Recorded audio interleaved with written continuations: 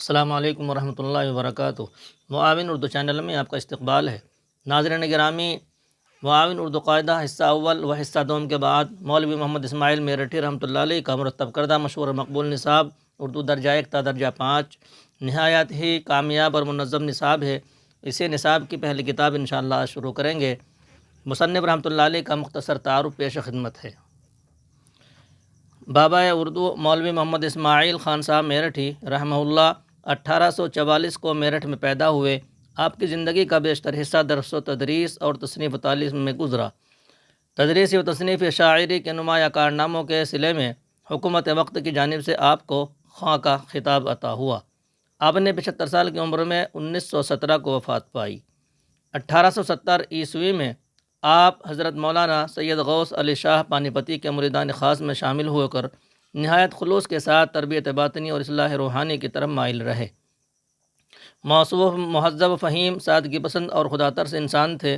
باوجود کمزوری و بیماری کے علم و ادب کا کام اخیر عمر تک نہایت زندہ دلی کے ساتھ انجام دیتے رہے۔ اردو کی خدمت کا یہ گراں قدر کارنامہ موصوف کے اخلاص کا جیتا جاگتا شاہکار ہے، جو اپنی مثال آپ ہے، اور جامع صفات کی بدولت ہند و بیرون ہند کے بیشتر مقامات و مراکز میں داخل نصاب ہے۔ اس عظیم مصنف، بے مثال شاعر اور مشہور زمانہ ادیب نے 1893 میں اردو زبان کی درجہ 1 سے درجہ 5 تک کی کتابوں کے اندر زندگی کے ہر شعبے کا عجیب نقشہ کھینچا ہے۔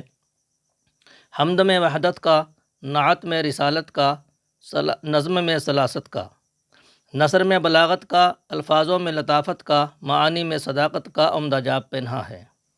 اسی طرح مختلف پیشوں اور فنکاریوں میں کہیں بڑھئی کا ذکر ہے تو کہیں پر تذکرہ ہے لوہار کا، کسی جگہ موچی کا ذکر ہے تو کہیں پر سنار کا، کہیں ریل گاڑی چلتی دکھائی ہے تو کہیں پر گیرج بنایا کار کا۔ اسی طرح کہیں پر ہری سبزیوں کا ذکر ہے، کہیں پر آل کا، کہیں بھنڈی کا تذکرہ ہے، کہیں پر چقندر لال کا۔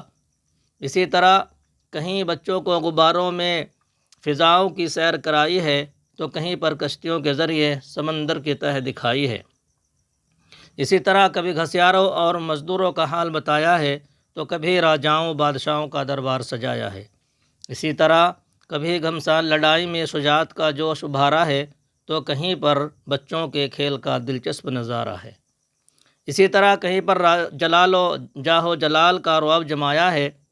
اسی طرح کہیں پر جاہ و جلال کا رعب جمایا ہے تو کہیں ہاتھوں میں صبر کا دامن تھمایا ہے۔ الحاصل آپ نے ہر شعبے ہر رتبے کے لائق عمدہ مثال پیش کر کے اردو کی ترویج و اشاعت کا عظیم کارنامہ انجام دیا ہے۔ اللہ تعالیٰ آپ کو اس کا بہتر بدلہ عطا فرمائے اور ہم کو قدر دانی کی توفیق عطا فرمائے۔ الغرض، سوا صدی کا ایک طویل عرصہ گزرنے کے بعد موصوف کا یہ گراں قدر تصنیفی سرمایہ آج بھی اپنی تمام تر صفات و خصوصیات کے ساتھ تابندہ اور روشن ہے، جس کی روشنی سے آنے والی نسلیں بہرور ہو کر اپنی منزل مقصود کی طرف رواں دواں ہیں۔ ہم کو بھی اس کی قدردانی کرتے ہوئے اس نصاب کو اس کے تقاضوں کے ساتھ پڑھنا چاہیے۔ انشاءاللہ کوشش کرتے ہیں۔ آپ سے بھی درخواست ہے کہ پڑھنے لکھنے میں جو آپ بہتر رائے سمجھتے ہوں ضرور تبصرے کے خانے میں اس کو لکھا کریں اور اپنی رائے سے اردو کو مضبوط بنانے میں مدد کریں۔ کتاب شروع کرتے ہیں۔ بسم اللہ الرحمن الرحیم۔ سبق نمبر 1۔ 4 حرفی الفاظ ہیں اس میں۔ اوپر لکھا ہے پہلے رواں پھر ہجے پڑھیں۔ لفظ کا پہلے رواں بولیں اور پھر اس کے ہجے کریں۔ جیسے پانا تو اب ہجے کریں گے اس کے پہ الف زبر پا نون الف زبر نا پانا۔ جانا جیم الف زبر جا نون الف زبر نا جانا۔ کھانا کھے الف زبر کھا نون الف زبر نا کھانا۔ ڈھایا ڈھے الف زبر ڈھا یا الف زبر یا ڈھایا۔ گایا گاف الف زبر گا یا الف زبر یا گایا۔ لایا لام الف زبر لا یا الف زبر یا لایا۔ راجا رے الف زبر را جیم الف زبر جا راجا۔ ساجھا سین الف زبر سا جھے الف زبر جھا ساجھا۔ ڈالا ڈال الف زبر ڈا لام الف زبر لا ڈالا۔ گالا گاف الف زبر گا لام الف زبر لا گالا۔ یہ ہجے ہوا۔ اب رواں پڑھتے ہیں پھر۔ پانا جانا کھانا ڈھایا گایا لایا راجا ساجھا ڈالا گالا۔ یہ سبق نمبر 1 ہے، لیکن اس کو 4 قسطوں میں تقسیم کیا ہے۔ پہلی کتابوں میں یہ ملا ملا آ رہا تھا، اس کا جو واو معروف ہے اور واو مجہول ہے اس کو ایک ہی انداز میں لکھا ہوا تھا، لیکن اب اس کو تھوڑا سا فرق کرتے ہوئے ان کو الگ الگ کر دیا گیا ہے۔ الف کی 2 لائنیں الگ کر دی گئی اور واو مجہول کی 2 لائنیں الگ کر دی گئی، واو معروف کی 2 لائنیں الگ، اور واو لین کو آخر میں لکھا ہے اس کی 2 لائنیں الگ کر دی گئی، تاکہ بچوں کو سہولت ہو اور معلمین حضرات کو بھی پڑھانے میں آسانی ہو سکے۔ تو ایک سبق ہے اس کو، لیکن ہم 4 مرتبہ کر کے پڑھیں گے۔ یہ ہمارا الف کا سبق ہے، اور آئندہ جو ہمارا آئے گا وہ مجہول کا سبق آئے گا۔ بچے اس کو بلند خوانی کر کے اچھی طرح سمجھیں گے اور زور زور سے پڑھیں گے۔ وقت لگتا ہے، بچے اس کو سمجھ کر کے پڑھیں گے۔ اور اس کے ساتھ ساتھ میں دوسرا کام ہے لکھنے کا۔ تو پہلی کتاب کا مطلب ہے نقل سکھانا، اور اردو قاعدہ مطلب ہے مفردات یعنی الف بے پہ اور مرکبات اور مخلوطات کو لکھنا سکھانا۔ ان کے بعد میں نقل کرنا آسان ہو جاتا ہے، تو پہلی کتاب کا مطلب ہے نقل کرنا سکھانا۔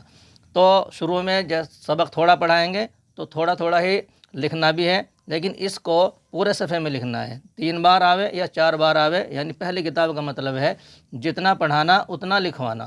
تو ہمارا یہ تھوڑا سبق ہے، لیکن اس کو 3 بار یا 4 بار لکھیں گے تو یہی سبق ہمارا لکھنے کا ہو جائے گا اور پورے صفحے میں آ جائے گا۔ نمونے کے طور پر میں آپ کو لکھا ہوا آپ کے سامنے پیش کرتا ہوں۔ یہ یہاں پر اوپر نقل لکھا ہے، عبارت بھی لکھی ہے اور بتاریخ لکھی ہے اور تاریخ لکھی ہے آگے۔ اسی طرح بچے لکھیں گے، معلم صاحب اسی طرح بچوں کو لکھنے کے پابند بنائیں گے۔ اور 2 ہی لائن اس میں لکھی ہے، پہلی لائن میں پانا سے شروع کی ہے، پھر لایا والی لائن گالا پہ جا کے یہاں یہ لائن پوری ہو گئی ہے ہماری۔ اور یہ جو لال لائن آتی ہے لال والی، اس سے آگے تک لکھنا چاہیے۔ یہ تو ہندی اور انگلش کے لیے ہوتی ہے، اردو کی کاپی میں یہ لائن نہیں ہوتی، لیکن اگر ہندی اور انگلش کی جو کاپی ہوتی ہے ان میں لکھا جائے گا تو اس لال والی لائن کا کوئی اس کا خیال نہیں رکھا جائے گا، بلکہ اس کے آگے تک لکھنا چاہیے، آگے تک لکھا جائے گا۔ یہ دیکھو ایسے بچے لکھیں گے پینسل سے ہی لکھنا اچھا رہتا ہے۔